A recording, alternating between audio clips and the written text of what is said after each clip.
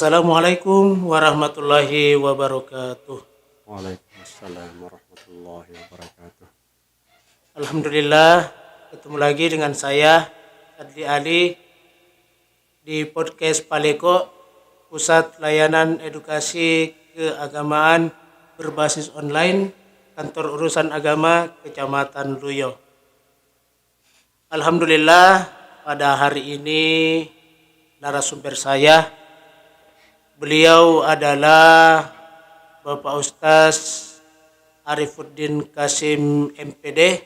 Beliau ini merupakan koordinator penyuluh KUA Kecamatan Luyo. Assalamualaikum Ustaz. Waalaikumsalam warahmatullahi wabarakatuh. Gimana kabarnya Ustaz? Kabar baik, Ustaz. Ya, Alhamdulillah. Gimana kesibukannya?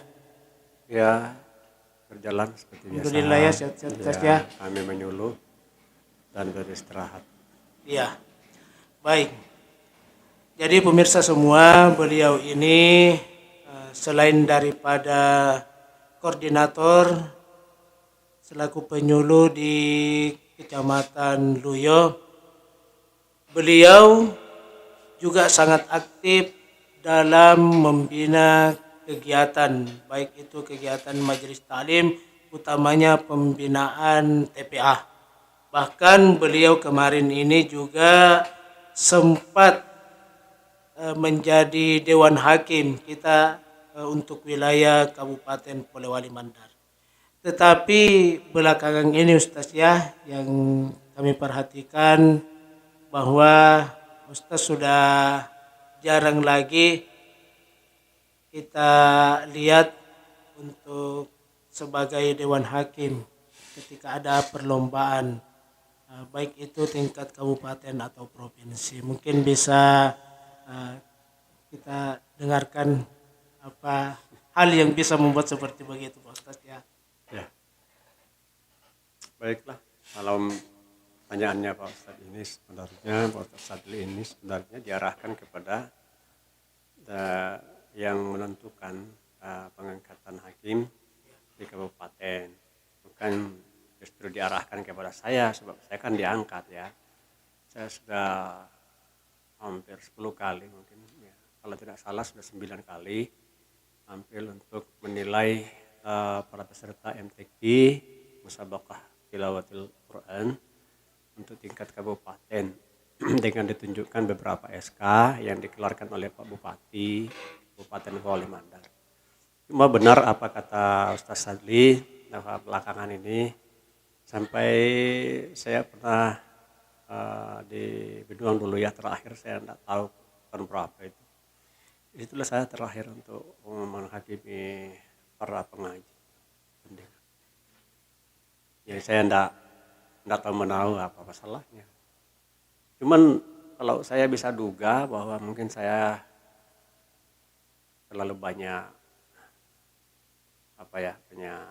banyak protes mungkin dari sisi soal dalam hal mengembangkan kemampuan penghakiman para dewan hakim itu. Justru saya sering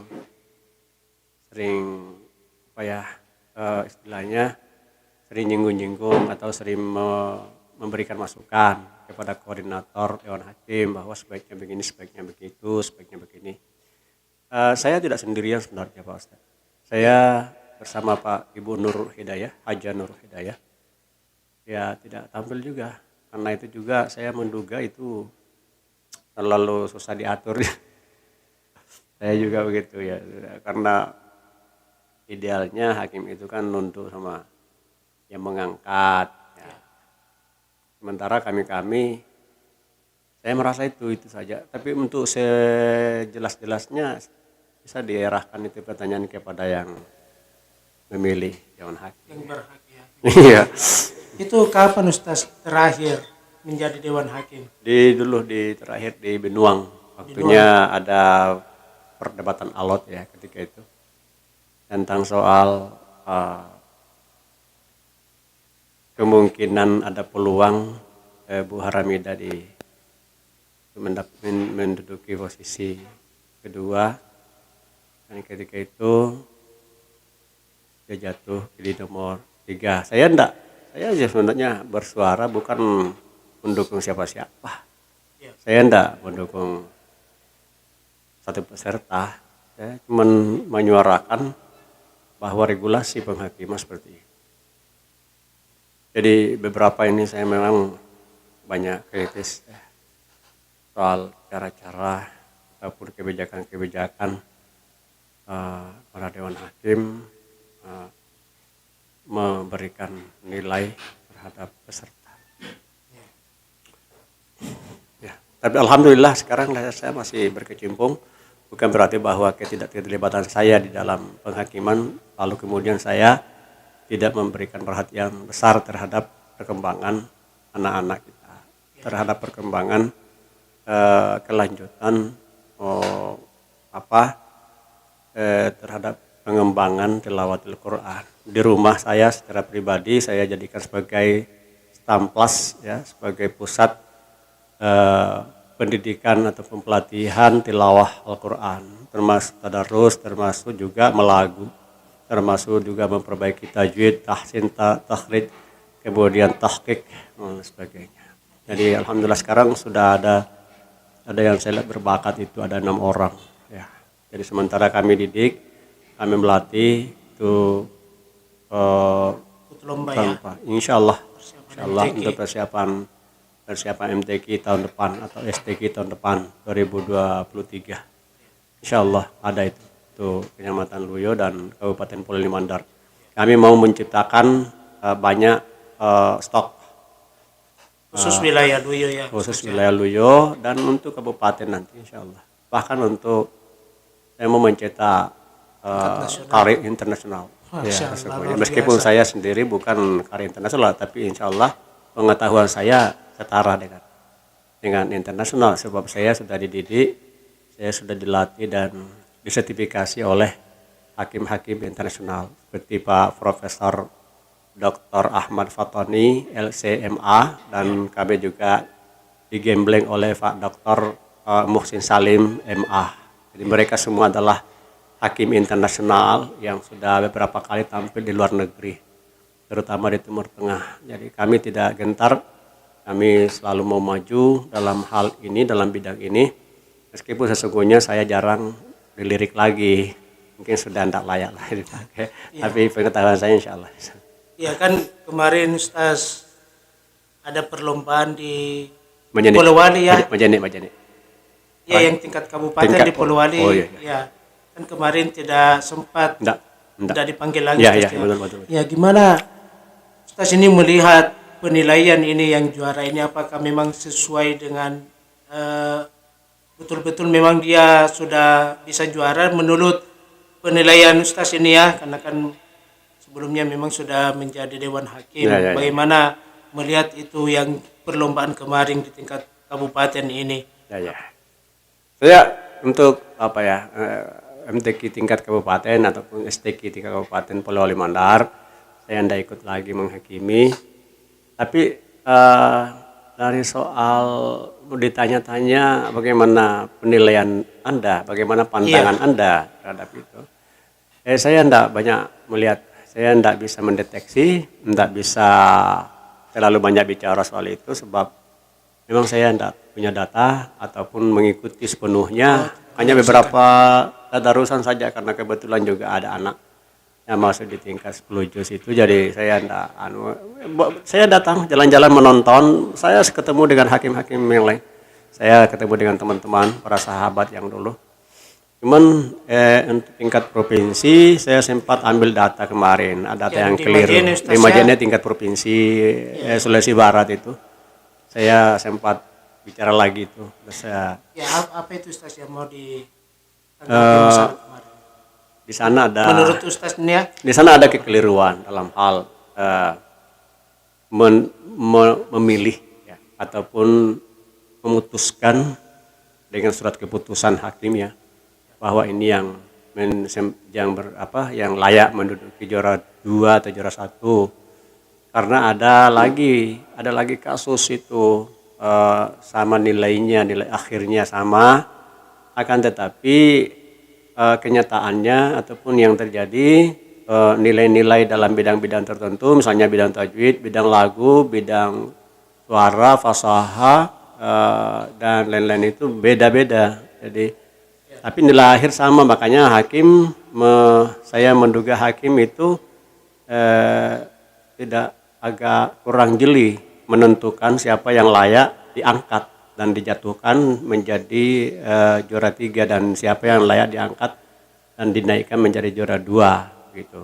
Seharusnya bagaimana? Menurut saya pribadi, sesuai kacamata penilaian saya, ada orang atau peserta yang nilainya sama, nilai akhirnya sama.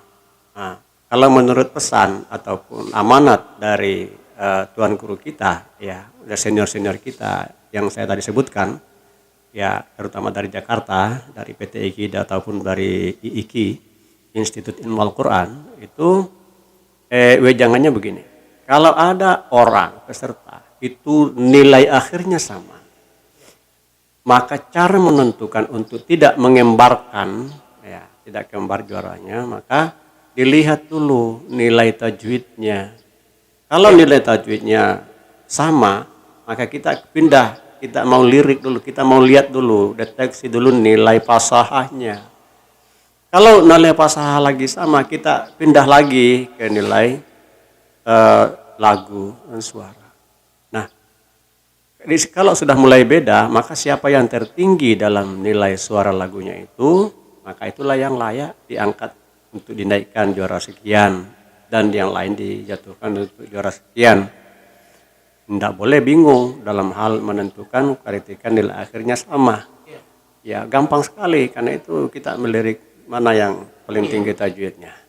Nah, kemarin terjadi di provinsi ini, saya menunjuk itu bahwa ini kelalaian dalam hal menerapkan pesan Pak Dr. Muhsin Salim ataupun Pak Ahmad Fatoni ataupun Pak Profesor Munawar itu, ya, Kiai Haji Husin Al-Munawir, ya, bahwa dalam hal menentukan juara, lihat dulu tajwidnya. Nah, ada peserta kasus kemarin atas nama Wildan itu dan kemudian pasangannya saya tidak tahu dan saya tidak tahu siapa ini Wildan.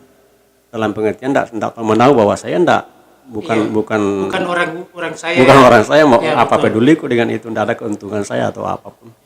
Cuman dalam kasus ini saya menjaga jarak. Itu nilai tajwidnya sudah beda. Yang nilai akhirnya sama tapi nilai tajwidnya beda. Tajwid itu adalah generalnya sebuah event, ya, tilawah. Kalau itu sudah beda, enggak usah bingung. Itu aja diangkat jadi juara 2, juara 1, jatuh juara 2. Jangan diturunkan. Itu yang paling tinggi nilainya sudah beda. Enggak, seandainya sama, mungkin agak bingung pindah ke fasaha juga salah. Padahal itu pindah ke fasaha juga benar. Nah, ini kasus kemarin, dua-duanya udah beda. Sudah beda memang. Juara yang satu nilai tajwidnya tinggi, fasaha juga tinggi, masih tinggi dengan nomor undian sekian, nomor peserta sekian masih tinggi, dua-duanya tinggi, fasahanya tinggi, tajwidnya tinggi, malah diturunkan, itu justru dinaikkan. Meskipun sesungguhnya di akhir ataupun nilai bidang lagunya rendah, itu tidak bisa dialihkan ke sana. Itu dengan sendirinya gugur dalam penilaian, dalam arti bahwa entah usah kita lirik lagi aspek lagunya karena sudah tajwid udah beda. Nah, seperti itu ya. Kalau orang Jawa udah, kalau kita kan sudah beda dalam pengertian begitu. Itu yang saya maksud, ini ada kelalaian.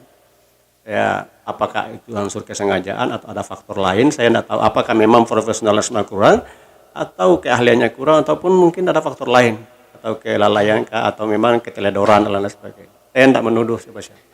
Jadi penilaian akhirnya bagaimana Ustaz? Itu kan sama. Saya tidak tahu bagaimana ya. Terus yang dijuarakan yang tidak sesuai harapan. Ya, yang dijuarakan justru tidak sesuai harapan. Yang dijuarakan tidak semestinya. Masa yang dijuarakan yang tinggi lagunya padahal rendah tajwidnya. Justru tajwidnya dulu kan, makanya dia di sebelah kiri. Itu tajwid sebelah kiri, paling kiri banget itu.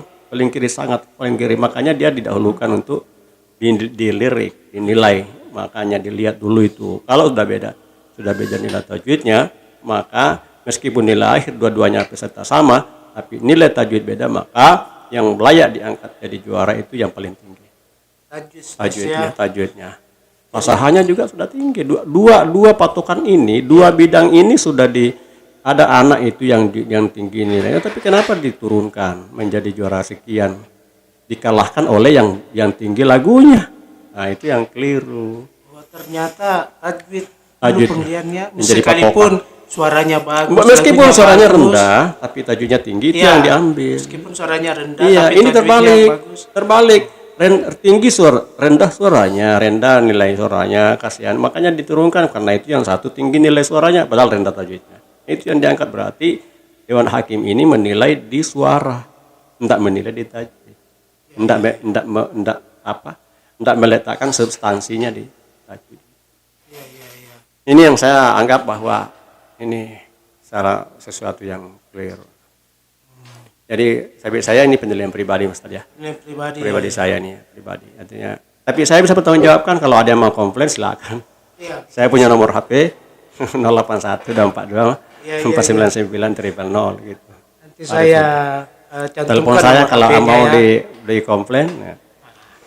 Jadi ternyata pemirsa semua bahwa beliau ini memang bukan kalau bahasa kita itu bukan Dewan Hakim kacang-kacang asal-asalan. Beliau memang menilai itu ya betul-betul, dan yang disampaikan tadi bukan orangnya. Ada patokannya.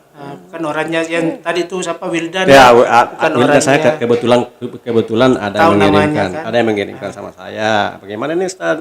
Anak saya ini begini. Lihat dulu. Ada nilai-nilainya. Saya tidak bawa HP, saya lagi di lobet. Ada di situ nilainya, saya telusuri mulai dari tajwid, fasahah lagu. Ya, kebetulan anak ini tinggi tajwidnya, rendah lagunya. Tapi dia kalah lagu, akhirnya dia diturunkan jadi juara 3. Yang sesungguhnya dia juara 2 karena kembar di situ. Yang juara 1 memang agak di atas. Yang nomor sekian, saya lupa nomornya. Nggak usah terlalu ke sana Ustaz, karena jangan sampai kita kasus ya. Iya. Oke ya. Baik, Ustaz, ini mungkin ada pesan-pesannya yang bisa disampaikan untuk kita semua, untuk para pelajar ini yang ingin mendalami ilmu lagu, belajar MTQ bersama MTQ, dan juga masukan-masukan buat para dewan-dewan hakim yang ada di Sumber ini. Apa yang bisa disampaikan Ustaz ini? Ya, saya hanya sebagai seorang diri. Saya berasal dari satu jamaah ya. Saya hanya ini dicabut, kebetulan saya diangkat, dibawa ke ruangan podcast ini. Saya hanya berada di barisan yang kebetulan diambil secara acak ya. Jadi saya bukan seorang ahli atau apa, ataupun memiliki pengetahuan khusus soal ilmu tajwid. Tapi saya bisa bersuara karena saya punya hak. Karena setiap warga negara memiliki hak untuk menyuarakan sesuatu ya. Jadi kalau misalnya saya dimintai apa pesan ataupun bagaimana komentar saya tentang soal bagaimana peningkatan. Pertama adalah LPTQ harus dibenahi, lembaga pengembangan tilawat Al-Quran itu betul-betul diberdayakan. Nah, kebetulan sampai hari ini koridornya masih itu, yaitu regulasi undang-undang sekian ya, bahwa masih diduduki oleh pejabat atau pemerintah untuk jadi ketua. Kalau di tingkat kabupaten, kalau tidak salah ketuanya itu adalah wakil bupati, kalau bukan sekda. Ya, kemudian ketika kecamatan sekda yang ketuanya. Jadi yang selebihnya itu diduduki oleh masyarakat. Jadi apapun adanya, siapapun yang mengisi komposisi ini, sesungguhnya dia harus memang bekerja lebih giat. Perhatiannya menghidupkan LPTQ sebagaimana layaknya LPTQ, lembaga pengembangan, bukan pematian. Ya, bukan pemampusan, tapi pengembangan. Jadi dikembangkan lewat apa saja. Mereka harus melihat guru-guru siapa yang layak menjadi guru, kemudian kalau perlu diberikan intensif